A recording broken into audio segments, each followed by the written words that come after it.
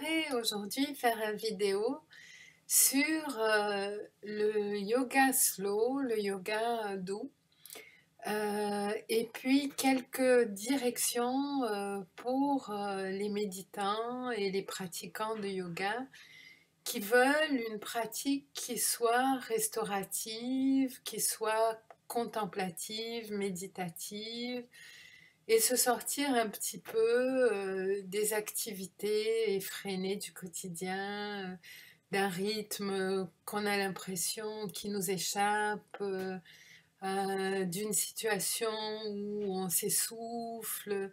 Donc, je vais parler un petit peu en m'inspirant de Stephen Cope et son petit kit de Kripalu Yoga et de son programme de Kripalu qu'il appelait Gentle Yoga Kit, c'est-à-dire le kit du yoga doux ou du yoga slow, lent. Et j'ai été très inspirée par Stephen Cope et ses enseignements. Le premier d'entre eux, c'est la question d'être en paix, simplement d'être en paix. Et là, ça me ramène à mes enseignements en sanskrit et ce qu'on appelle la diminution des impacts internes et externes, c'est-à-dire que diminution des impacts externes, on vérifie que la température est agréable, qu'on est confortable, qu'on n'a ni froid ni chaud, que le téléphone est débranché, qu'on ne va pas être dérangé pendant la pratique, que on est sûr de ne pas être interrompu pendant 10 minutes, 20 minutes ou l'heure qu'on se donne pour la pratique du yoga ou de la méditation. Et puis, il y a aussi les conditions internes, les diminutions d'impact interne, c'est-à-dire on s'assure qu'on n'est pas dans une situation menaçante pour nous, qu'on est dans une situation où on peut trouver une certaine stabilité, un certain confort. Donc, qu'on n'est pas dans une situation d'agressivité non plus.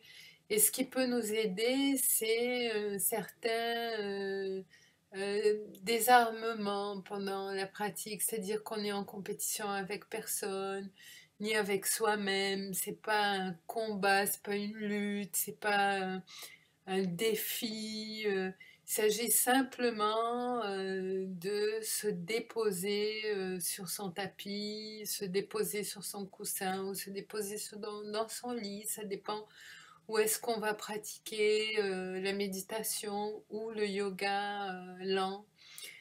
Et donc, cette diminution des impacts, que ce soit des impacts externes ou des impacts internes, permet un état de désarmement, de relaxation, d'attention flottante à ce qui nous entoure, mais sans que ce soit quelque chose de tendu, de difficile, qui demande un effort. Donc, trouver cette paix dans la pratique, par la pratique, c'est une des directions de travail. Parce que bien entendu, tel que je le décris, ça a l'air simple, mais bien souvent, on est en situation de compétition avec soi-même, avec les autres, au niveau physique, où on se sent agressé pour des détails, on peut être déconcentré, perturbé pour des questions qui apparemment sont mineures, mais qui vont prendre une proportion importante pour nous pendant un cours. Donc, c'est cette attention flottante, à dire, ah, là, tu sais, je suis en train de prendre un chemin agressif, où je suis en train de me sentir menacée, je reviens à ma pratique, je me dépose, je respire, je reprends, je me concentre et je continue. Bon, donc cette paix qui semble, c'est un petit mot simple, est un long travail sur soi et pour les autres, que l'on acquiert au fur et à mesure des séances.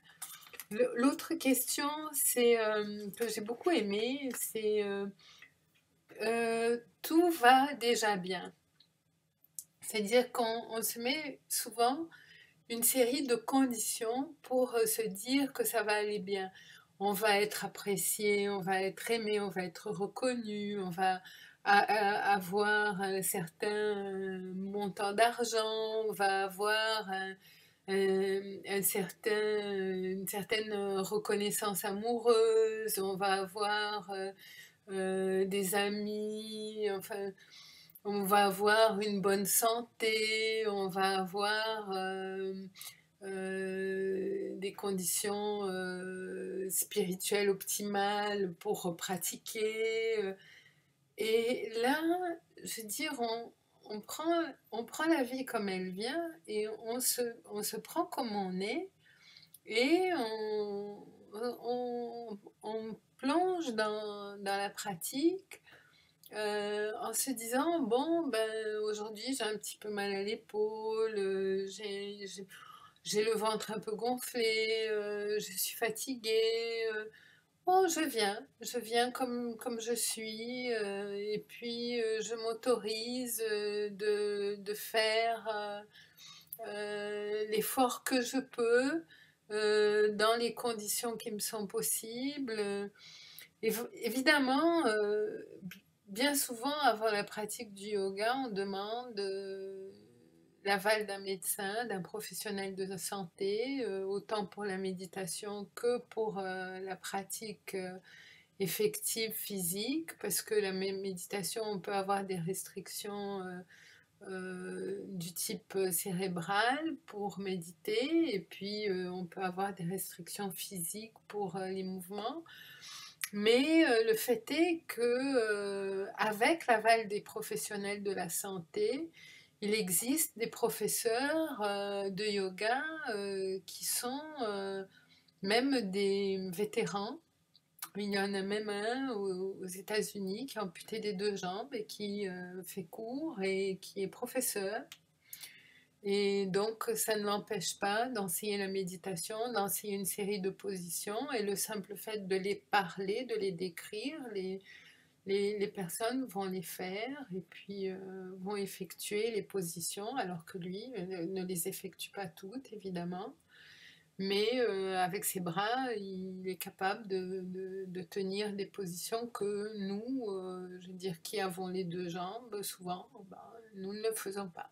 Donc, c'est dire que euh, on peut faire du yoga lorsqu'on est en surpoids, on peut faire du yoga, ça m'est arrivé de voir des gens en très fort surpoids, au contraire, avec des problèmes d'être très mince aussi. Et on peut faire du yoga lorsqu'on est triste, lorsque la vie ne va pas bien. On n'a pas besoin d'avoir une condition psychique optimale pour bouger et puis méditer avec ses pairs. Bon, c'est sûr qu'il faut faire attention à certains troubles psychiatriques pour pas que les personnes se sentent mal à l'aise ou persécutées. C'est pour ça qu'il faut l'avis d'un professionnel de la santé. Mais il existe aujourd'hui une faculté, je sais, à São Paulo, de mindfulness où ils sont en train de faire des recherches sur la diminution des médicaments versus une augmentation des temps de méditation, de relaxation et de bien-être. Donc, il y a beaucoup de recherches dans ce sens-là. Cela dit, bien entendu, nous, personnellement, moi, mes collègues, on demande toujours un certificat médical pour être sûr que tout va bien et que cette pratique n'est pas menaçante pour la personne qui va l'effectuer. Et c'est sûr que on a tous des limites, et puis il y a des moments où on a plus envie de bouger que d'autres, on a plus envie de méditer que d'autres, on est plus enclin à le faire. Mais c'est la réelle limitation, je dirais, elle est interne, c'est-à-dire que est-ce qu'on se permet, est-ce qu'on se donne le temps de faire une pause, de faire un retour sur soi, de, de- d'être dans un état de pleine conscience, mais tout va déjà bien, dans le sens où la vie comme elle est possible en ce moment, c'est déjà une, une belle, une belle expérience. Et puis, un, un autre enseignement du Kripalou qui m'a touchée, c'est nulle part où aller, rien à faire, à la maison dans son corps. Et cette sensation d'être à la maison, d'être chez soi dans son corps, de considérer son corps finalement comme un temple où on se dépose et où se laisse bercer par une certaine douceur, une certaine lumière. On accueille cette douceur, cette lumière que tout un chacun possède et on est chez soi en soi-même comme on serait comme serait le moine dans sa cellule, comme serait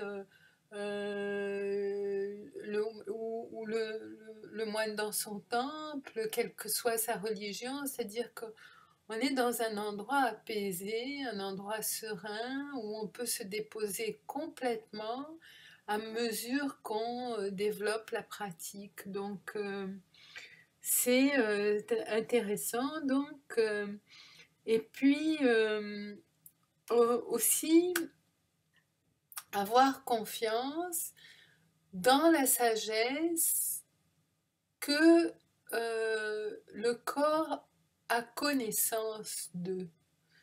C'est-à-dire que le corps, il parle et il donne une série d'informations sur nous, sur qui nous sommes, sur comment nous nous sentons, sur comment nous nous évaluons en ce moment, si on est plutôt nerveux, si on est plutôt tendu, si on est plutôt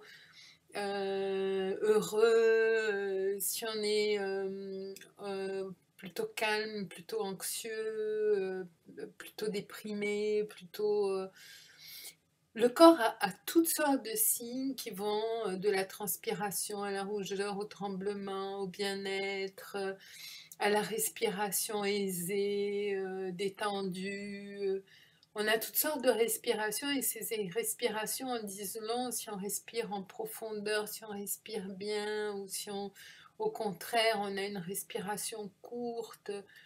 On peut revenir, déposer sa main sur le ventre, une main sur le cœur et inspirer pleinement, retenir un petit peu, souffler, creuser le ventre, rester un petit peu le ventre vide et sentir être en contact avec sa respiration pendant la pratique et aussi en dehors de la pratique parce que il y a les pratiques formelles de yoga et les pratiques non formelles. Le yoga est un continu, en fait il ne s'arrête pas. On dit souvent, bon, bah, je prends 5 minutes, je prends 10 minutes pour méditer, puis je vais continuer à faire autre chose, mais finalement, plus on avance, plus on constate que toute notre vie est une méditation, et puis toute notre vie est une pratique, est un exercice d'autoconnaissance, de connaissance des autres, d'apprentissage. Il n'y a pas un moment où on s'arrête d'apprendre, un moment où on s'arrête de méditer, un moment où on s'arrête d'observer ce qui se passe, tant qu'on est conscient, on est présent. Donc, et puis, donc, quelques directions de travail.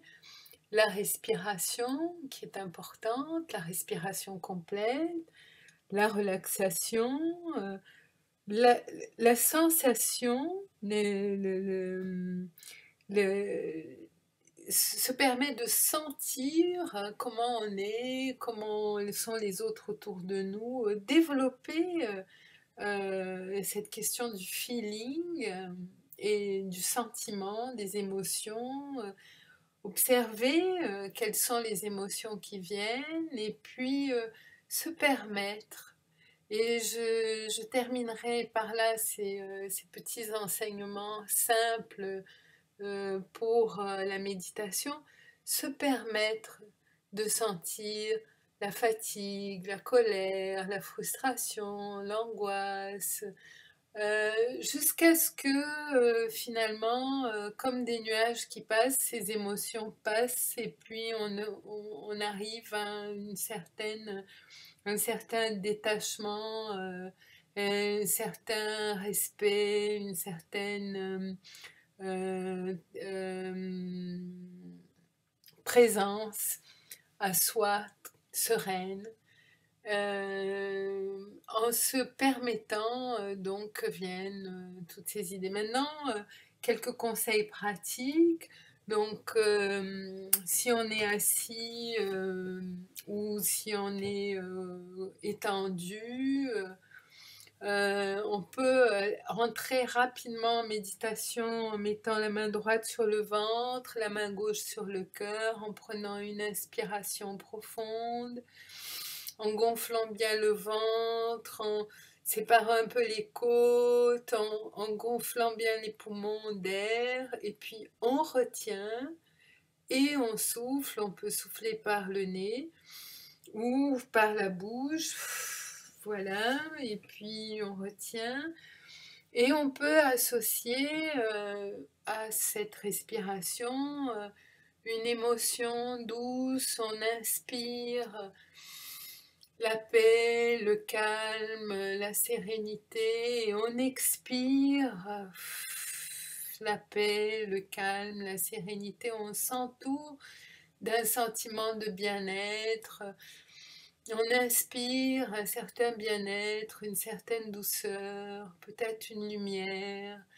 On retient cette lumière en soi, on la garde un petit peu, on garde cette douceur et on expire. On expire la paix, on expire cette lumière autour de soi.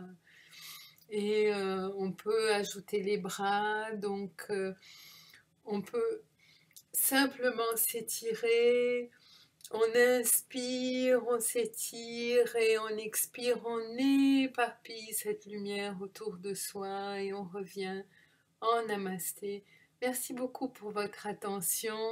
C'est un plaisir à chaque fois de pouvoir travailler avec vous sur le yoga. À très bientôt. Namaste.